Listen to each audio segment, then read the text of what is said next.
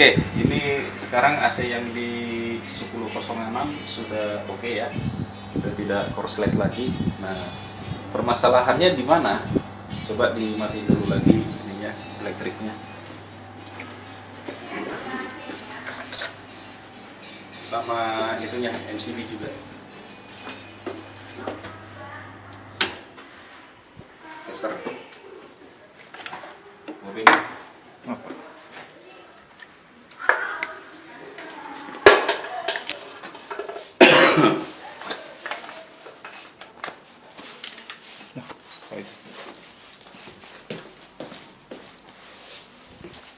Oke, ini saya kembalikan lagi sambungannya ke awal ya.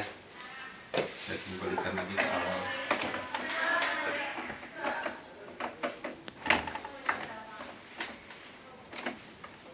Tadi ini awalnya sambungan ini seperti ini.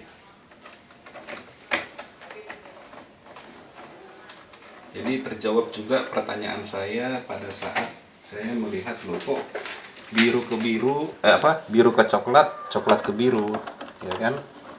Kenapa seperti ini? Karena ada sistem groundingnya. Nah, tadinya seperti ini, coklat biru, terus coklat biru, ya. Nah, terus sistem grounding ini tadi saya cek bagus, tidak ada masalah. Ini groundingnya ya, yang dari panel. Ini oke, berarti dia masuk ke sini. Nah, ini nyambung.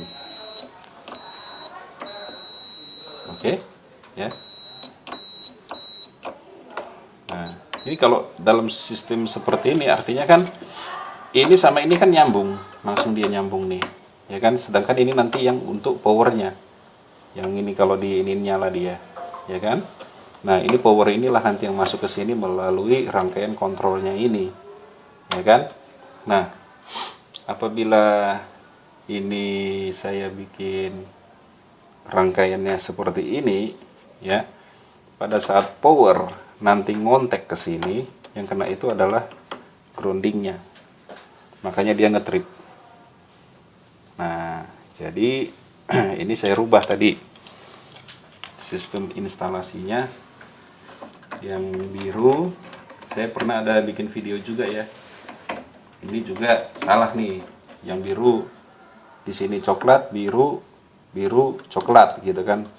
Ini salah. Tapi kenapa dibikin seperti itu oleh pemasang pertama? Karena sistem groundingnya, makanya dia bikin warnanya seperti ini. Urutan kabelnya coklat biru, biru coklat. Nah, ini dia. Jadi untuk kompresor, untuk kapasitor semuanya bagus. Hanya di sini aja masalah dia. Jadi nanti kalau misalnya kita bongkar-bongkar AC, kita cek namanya sistem kabelnya harus seperti ini urutannya pada dasarnya ya. Tapi kalau misalnya mana yang harus dipakai di sana untuk powernya, ya itu yang jangan sampai menyentuh ke si ground.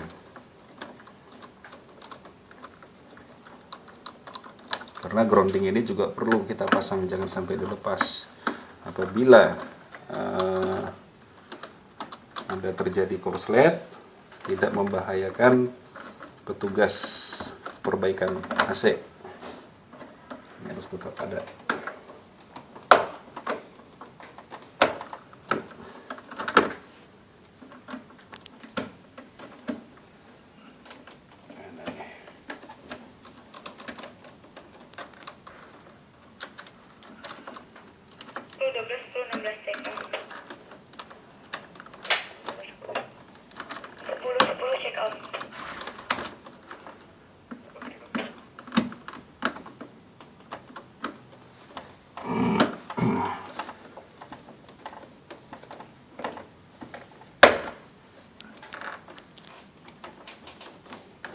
Oke ya.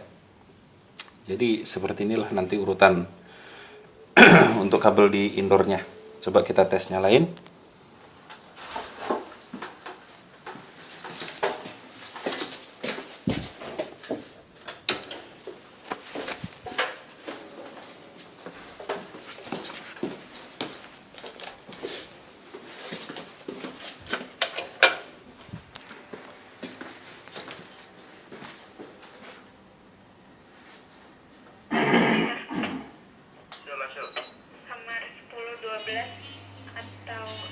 Ya, ini udah nyala. Pertama kita pastikan dulu di LN ada power enggak. Ini pasti sudah ada power karena indoornya sudah nyala 235 ya.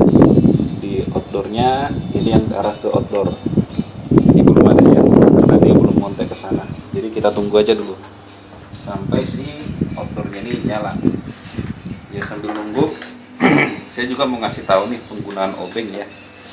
Terkadang di sini itu obengnya itu mata untuk obengnya itu yang plus ya, seperti ini dia plus dia. Tapi kalau kita bikin yang plus kadang dia kurang kenceng ya, jadi terkadang ya kita harus bikin yang min supaya dia benar-benar bisa kenceng.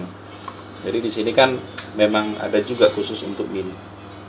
Itu dia penyambungan di sini jangan sampai kendor.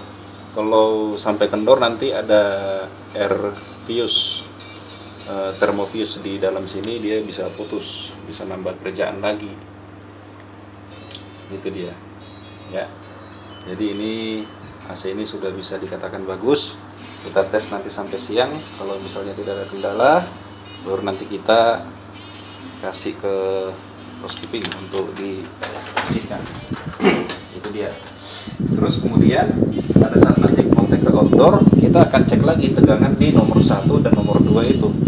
Apakah tegangannya normal atau tidak. Kalau misalnya tegangannya turun, misalnya dari jadi 215 atau jadi 200, itu bermasalah ya. Itu bermasalah, berarti instalasi kelistrikannya dia bermasalah. Kalau kontrol dia bagus, instalasi listriknya yang bermasalah ya. Nanti kita akan lihat, kita siapin alatnya.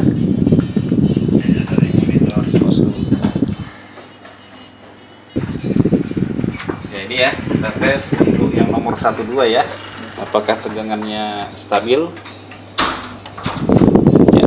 Stabil ya, artinya untuk sistem instalasi tidak bermasalah.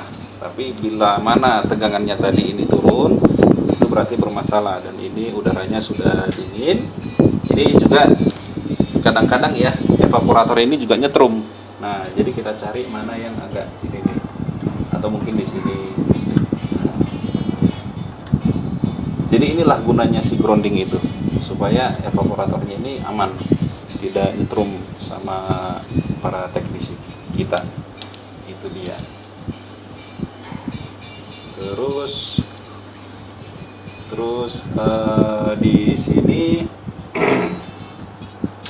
grounding ini jangan sampai tidak dipasang ya, jangan sampai juga tidak dipasang, karena kalau sampai tidak dipasang kita bisa celaka apabila pada saat teknisi kita melakukan perbaikan di area outdoor, apalagi ada hujan gitu ya. Itu berbahaya, mereka bisa kesetrum, bisa pensiun langsung di situ. Nah, kemudian kita bisa cek lagi nilai tegangan di 12 di nomor 2 ya, artinya ini nanti yang dapat 0, yang nomor 2 ini. Nomor 1 ini power ya, jadi yang nomor 1 ini powernya dia gitu. Jadi makanya si project itu kenapa dia bikin seperti ini urutannya. Itu di kompresor juga perlu dirubah juga dia dengan urutan yang seperti ini